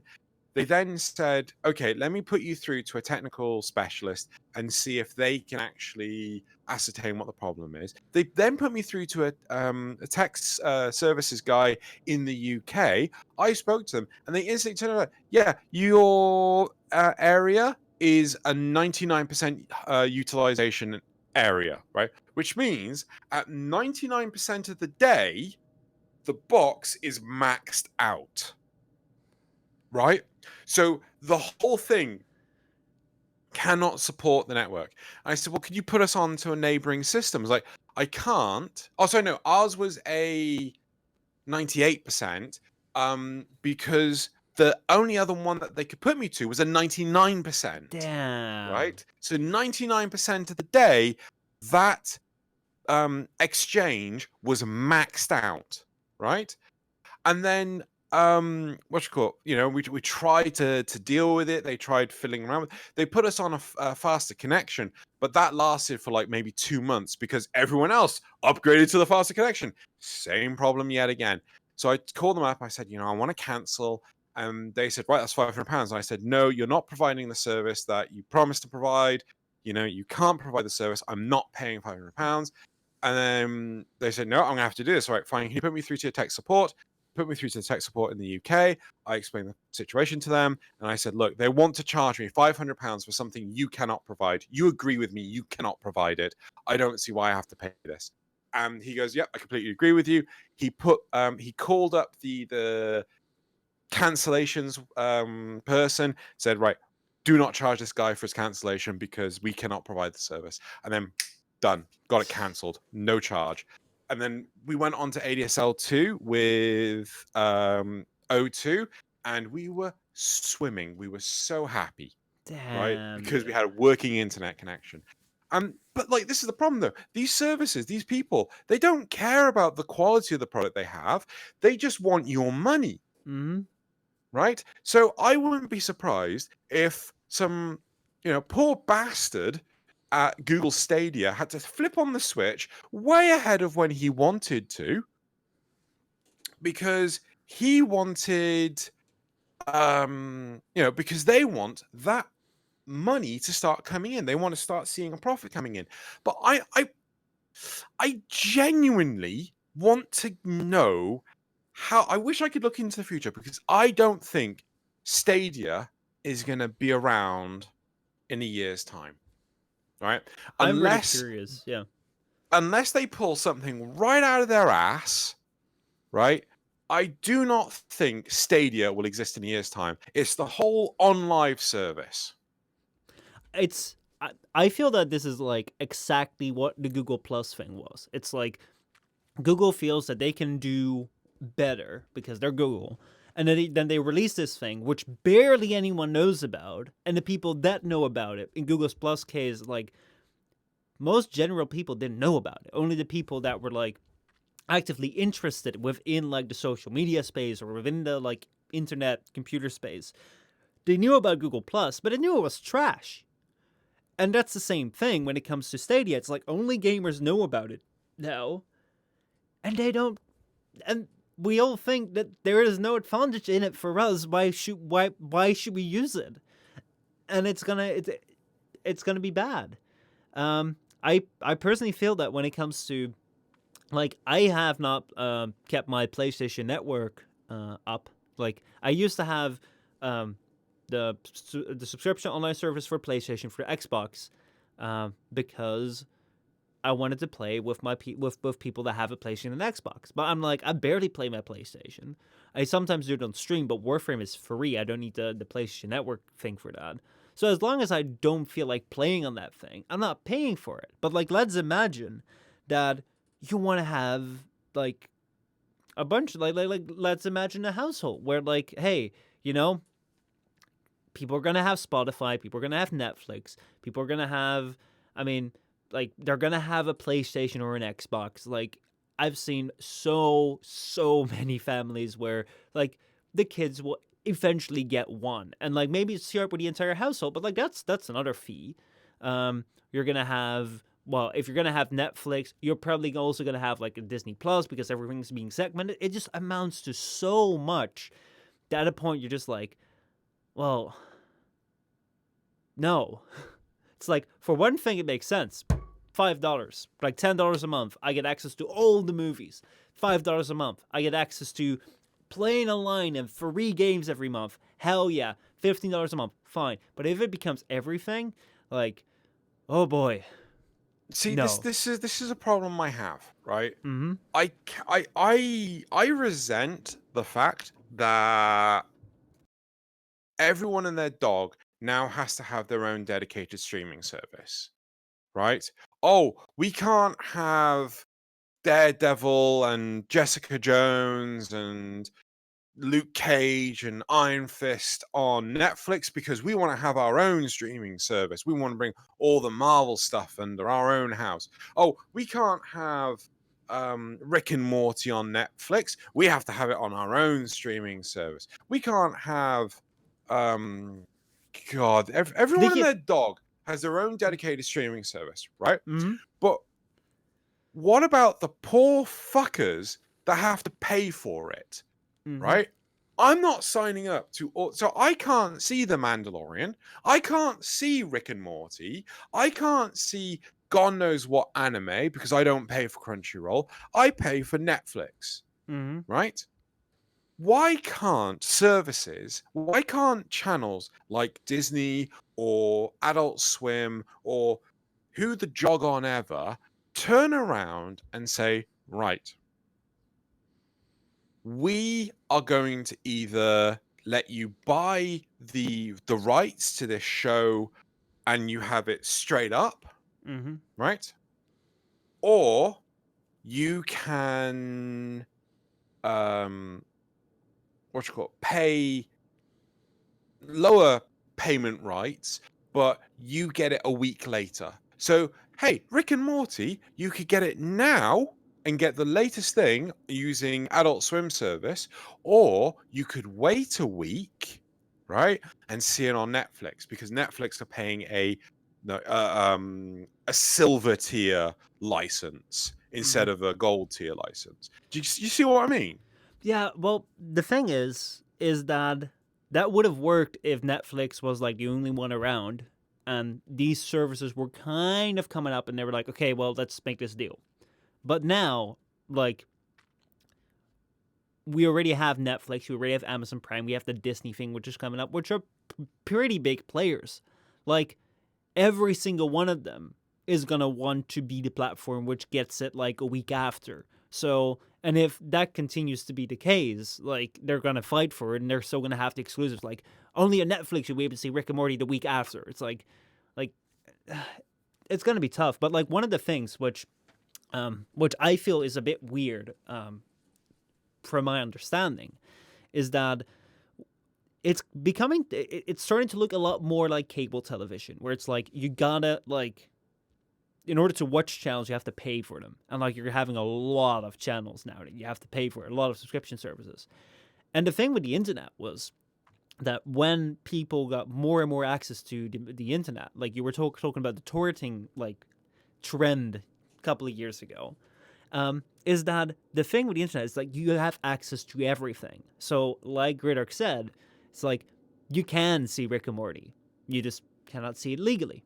And I'm not here to say on air that I support getting a torrent or downloading it illegally, but these options are available. And it's like, why would you not, like, this is the thing when it comes to the average user, why would you not listen to a song with an ad blocker on YouTube, then pay a subscription fee to listen to the same song on Spotify when both of them have the same quality and one option is free and the other isn't?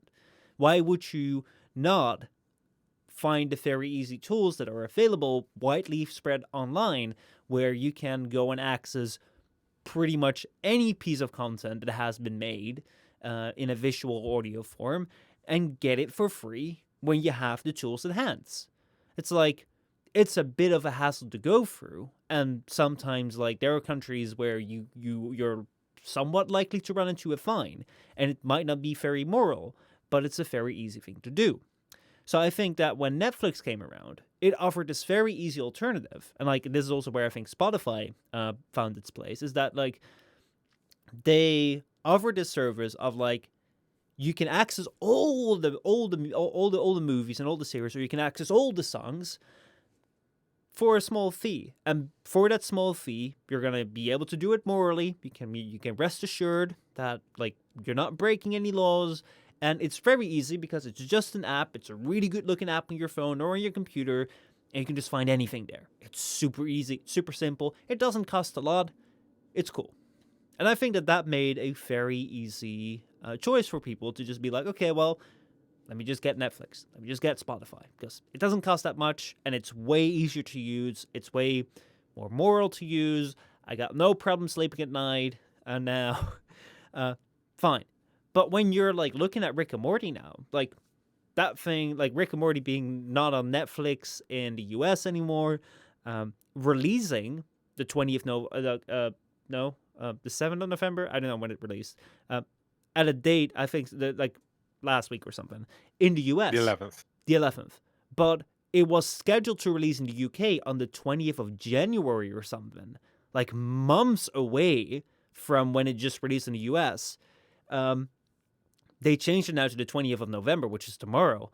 But still, they're doing these weird things just caused a bunch of people to just be like, I'm going to just find a site and watch it online. And these sites are really easy to find. I'm not saying you should. I'm not endorsing it. But the fact that, like, it's becoming so much more complicated, and the fact that they're trying to, like, everyone has to have their own servers and you got to pay for all of them, it becomes to the point where it's much more of a hassle to try and get it the right way than that it is to just get it for free. See, like this is the one of the biggest screw ups with trying to actually have all of these services, right? So, you know, Sonic Mania. Do you know Sonic Mania? Yeah, cool, right. Comes with oh god, is it Denuvo, the DRM service? Right? Do you know that Denuvo destroys SSDs? Really? Yes. Fuck off. It's a security system. I don't really know how it works. I've not really looked into it properly. I might be pronouncing it wrong even. But it is really, really bad for destroying SSDs, right? You are better off pirating, and I am not endorsing this, make this really clear. Xeno is not endorsing piracy. It is better to get it via alternative means, which doesn't de novo, whatever. Yeah, de novo. What you call it? It is better to get it via alternative means because it won't come with this bullshit software that destroys your hardware. Look at how many, like, I have web browsers and whatever, and like they are just chomping on my CPU, right? I have 32 gig of RAM. I have 2 web browsers open, PowerPoint, what's it called? A IDE for development, Steam, OBS, the WhatsApp app, and what's the Discord, right? Guess how much RAM is currently being used up? I don't know. 14 gig. Oh shit.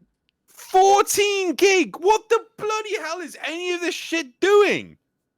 Um, Right? I don't know. It like seriously, so much of this stuff should not be taking anywhere. Like none of these are games, right? None of these are simulators. None of these are like process heavy things, right? I don't have my video editor open. Why is it taking up so much fucking RAM? Because it's probably preloading a lot of stuff. No, it's because it's piss poorly built, right? So we've looked at games like Crisis, Warframe, Monster Hunter World, whatever. All these games, very shiny looking games, right? Very, very chrome, right? They look amazing, right? Fucking Anthem runs like a piece of shit on my PC, right? Because it is so piss poorly built. Oh, we're gonna rebuild it from the ground up, right? Oh yeah, they fucking did that with Internet Explorer. Oh wait, no, it's still the same fucking engine for Edge, right?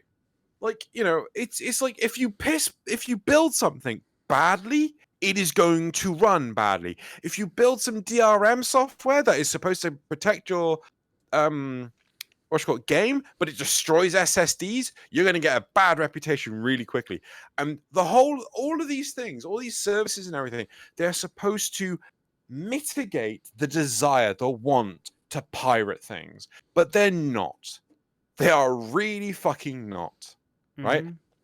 With the likes of Netflix, platforms like the Pirate Bay were massively on a downward trend because people were like, I can morally get a hold of the shows I want to watch, feel good about it, pay a little bit of money, and not feel like a completed utter dickhead.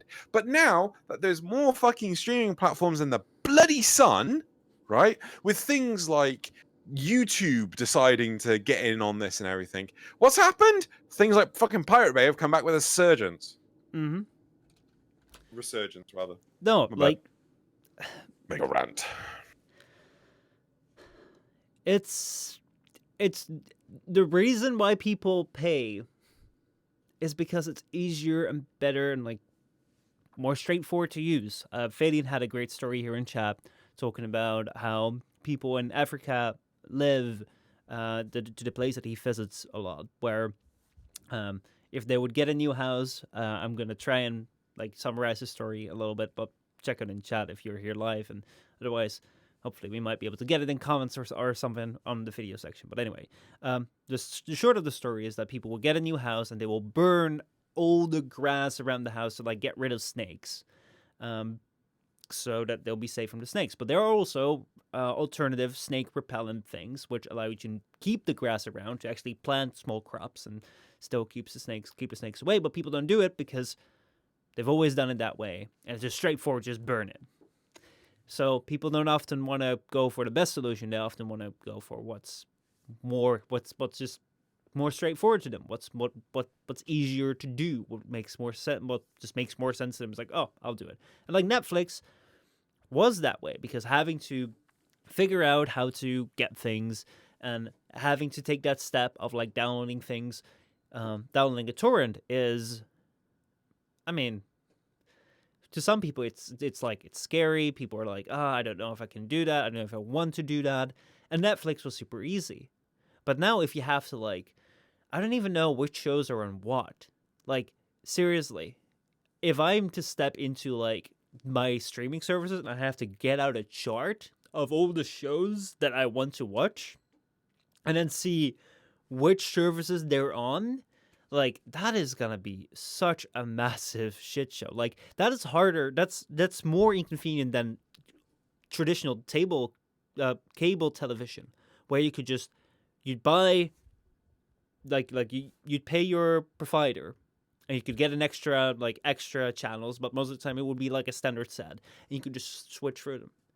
And now it's like I want to watch Rick and Morty, and I want to watch what's in our Game of Thrones, and I want to watch what's something else, I don't know, um, the Star Wars movies.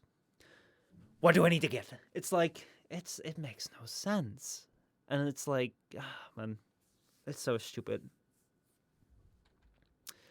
So I think Stadia is going to go one of two ways. I think one, it is going to fizzle out and die because I don't think they have marketed this correctly in the slightest. Or two, it's going to start a trend, and then in, I don't know, maybe 5 years' time, we have crap tons more streaming services where we have Stadia, let's say Arcadia, Prime Mania, Steam Ania. You know, hey, let's throw in a Pornhub one as well while we're at it. And we're going to have all these different platforms, and we're going to be back at square one. They wanted to they wanted to create an easy way for all this stuff to happen. And instead, they have just created more of a reason for things like piracy. Yeah. No, I don't think it has a chance to survive or No, or I at least think it's become going to leading, die. because as we said, it makes things so much more complicated, and people look for the easy solution.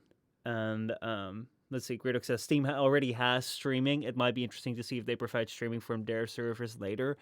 I mean, PlayStation Now is trying to do that thing a little bit.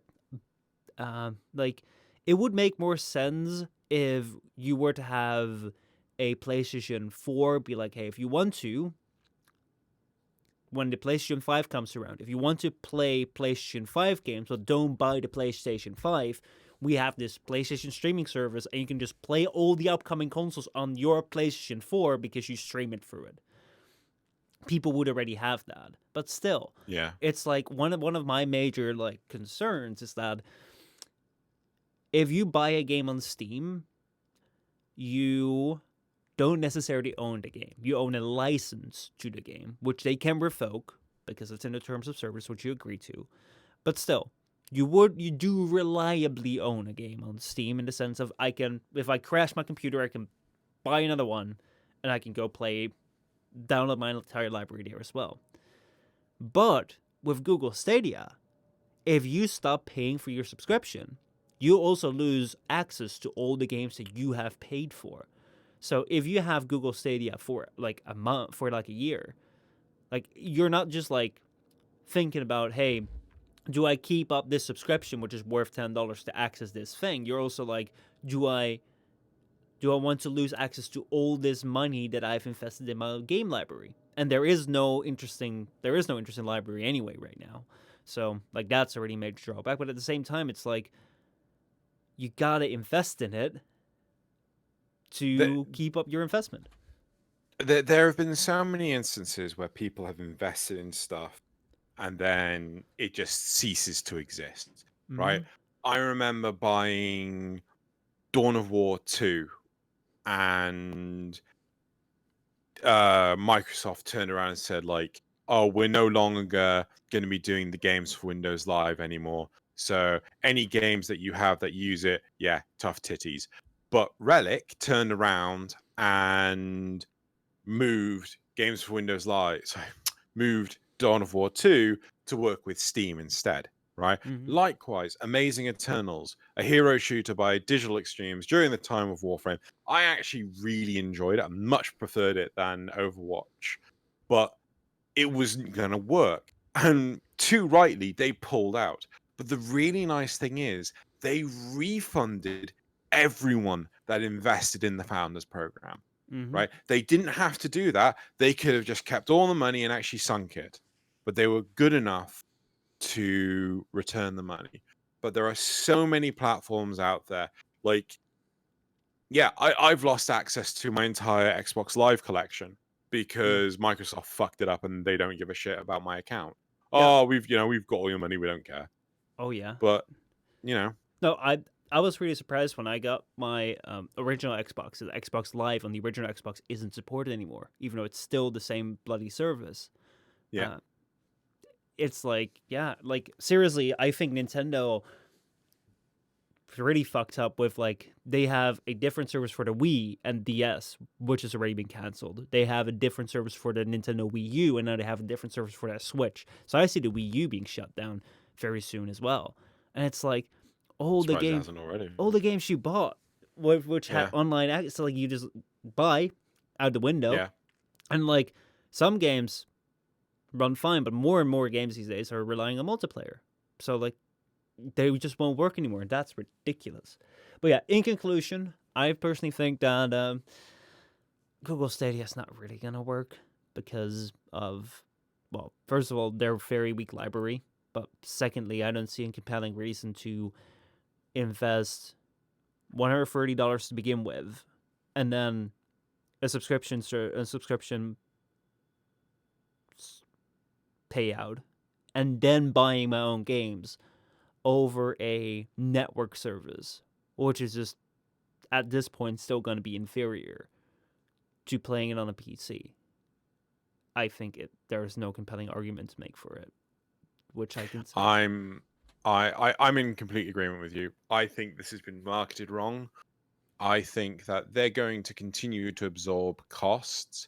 I think this is going to cost them money for a very long time, and I think they're going to ditch it within a year's time because this is not going to be cheap to operate and maintain. No.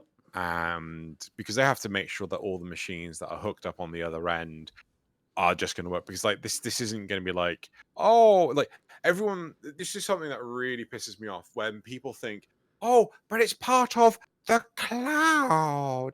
Yeah, no, the cloud is a collection of actual servers. Mm-hmm. Like it is not some, it isn't just part of the internet. It does physically exist somewhere, right? Mm-hmm. Oh, it's part of the cloud. The cloud is just a fancy way of saying someone else's computer.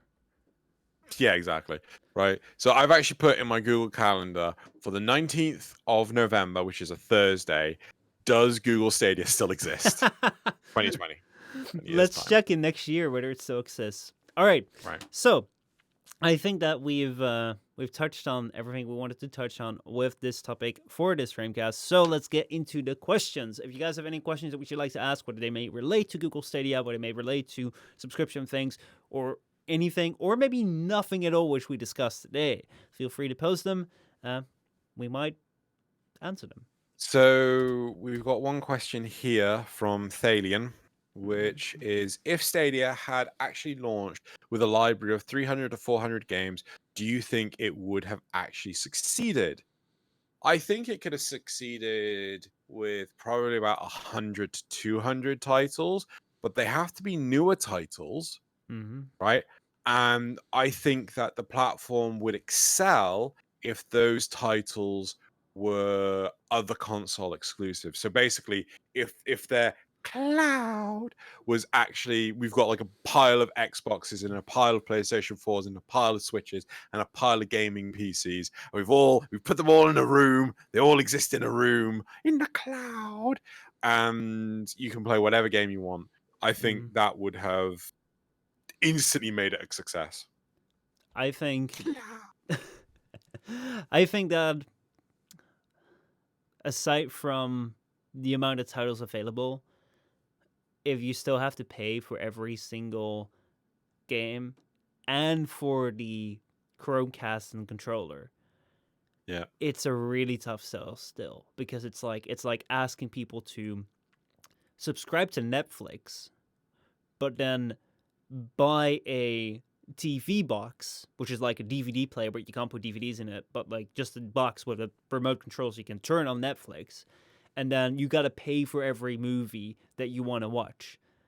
And it's like, well, that's just buying shit with extra steps. Yeah. I like how you put that. Yeah. Okay. Navida. Is that how you pronounce it? Navida? Nvidia. You're almost saying Nvidia, but they don't have Nvidia actually, but like Nvidia, something like that. Okay. Given the current global internet infrastructure and the drop in cost for good quality budget PCs, do any y'all think that any of the gaming streaming services will be able to survive?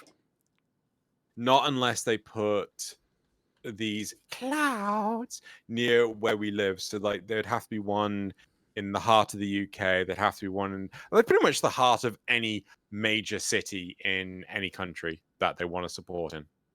Cloud.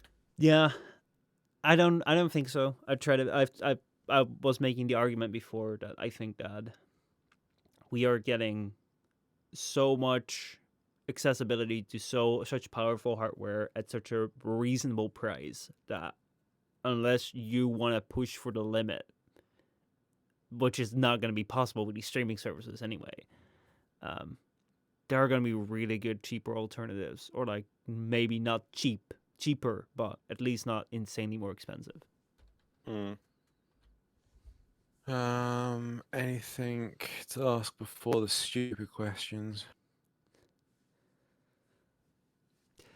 Wait, you buy a box with a remote and you still have to buy it for a movie? Did you mean Apple TV?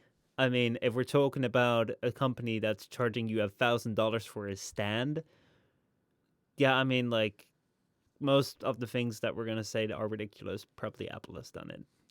Yeah, pretty much. Though I have to give them this, okay? Their iPhone right now is a better value for money than Google's latest phone. Did you see that Pixel 4? No. So Google released their Pixel 4. It looks like an iPhone to begin with, but it's got one less camera, and it's not very structurally bound. Like, you can kind of break it apart. And it's worse. It's got like a really low battery life. I think it's back in the 2000s of milliamp hours. So it's got like a big forehead again. So the screen to body thing is like, it's just a phone. Like, if it came out 2 years ago, it would have been alright. But like Right. the iPhone like budget thing. So Yeah, go ahead. Gridark asks, would either of you use Epic Game Stores? Use Epic Game Store if they had PS4 exclusive games? Instantly, in a heartbeat, yes. I really Yeah. want to play God of War and Spider-Man. Yes. Okay, actually, this is just like download the Epic Game Store and use it, or like buy something from the Epic Game Store. But let's say that you had to like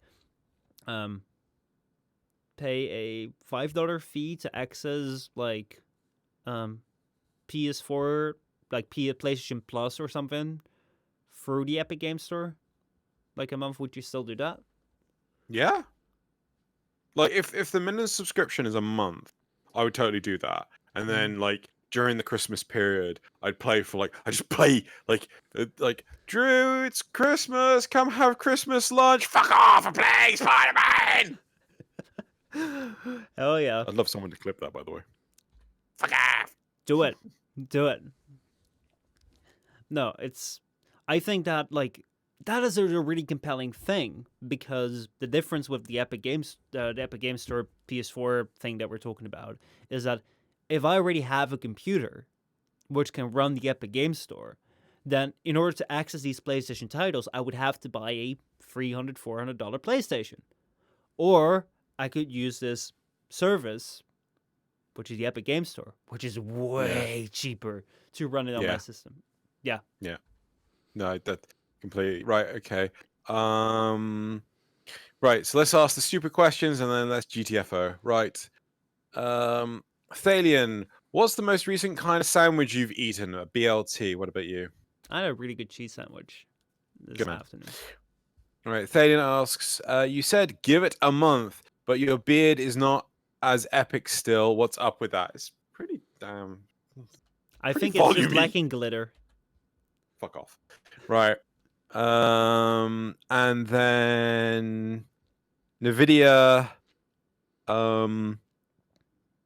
On a completely unrelated note, Xeno, if someone were to show you a new way to build Oberon that lets you do your Oberon thing more efficiently, would you switch? Yeah, like I'm not fucking set. As long as it allows me to do what I want. I mean, I'm down. Mm-hmm. Cool. Right. I'm I gonna think stick up my ass. I think that's all the questions. So Cool. I think we've come to the So end of the FrameCast. I want to say thank you all yeah, so much for watching. I super appreciate it. Everyone being live here or listening to it via YouTube, listening to the highlights on youtube.com/CasinoGalleon, listening to the entire full thing on youtube.com/PostmaLoneGames. Yeah, I appreciate it. Or being live here on twitch.tv/MishaPostma. It's always fun. I think it's a lot of fun to do. And we next week we're gonna be talking about Pokemon Sword and Shield. Oh my because god. I need time to play it more. Mm-hmm. Because like I'm super. I need to get past the hand holding part of the game because I'm getting angry. But I think I'm there now, so I can actually play the damn game. Yeah. And then we'll talk about it next week. Yeah. Also, if you want Xeno to play both the sword and shield, go check out his Patreon and support him there. Patreon.com/CasinoGalleon. If you want me to have another sandwich, go to my Patreon. Patreon.com/MishaPostma. I think you're kind of misselling my Patreon, but I think I'd totally get on board with the sandwich thing. Right. So thank you all very much for coming, and we will see. Oof, hiccups. We'll see you